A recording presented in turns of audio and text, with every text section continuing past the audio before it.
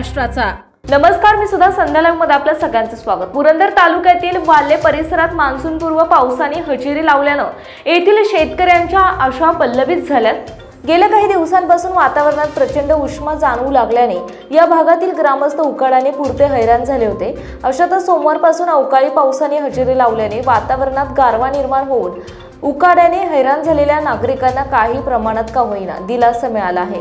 यावेळी मान्सूनपूर्व पावसाने सलग 2 दिवस हजेरी लावल्याने शेतजमिनीत ओलावा निर्माण झाला आहे। त्याचाच फायदा शेतकऱ्यांना होणार असल्याने शेतीच्या मशागतीची कामे लवकरच सुरू करावी लागणार असल्याची चर्चा शेतकरी वर्गामधून व्यक्त होत आहे। या 2 दिवसापासून वाल्हेसह परिसरात मान्सूनपूर्व पावसाने चांगल्या पद्धतीने हजेरी लावली आहे।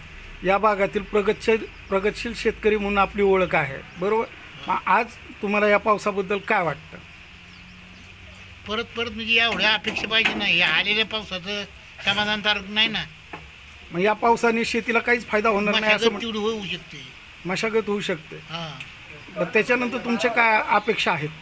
आता पुढं पाण्याचं पिण्याचं किंवा शेतीला पाण्याचा प्रॉब्लेम आहे ना, तो सुटला पाहिजे। हां, ते सुटला पाहिजे, त्याच्यासाठी पाऊस भरपूर पाहिजे।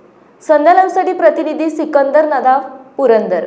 ताज्या आणि महत्त्वपूर्ण बातम्या पाहण्यासाठी आजच आमच्या संध्या लाईव्ह न्यूज चॅनलला YouTube वर सबस्क्राईब करा आणि बेल आयकॉन प्रेस करा।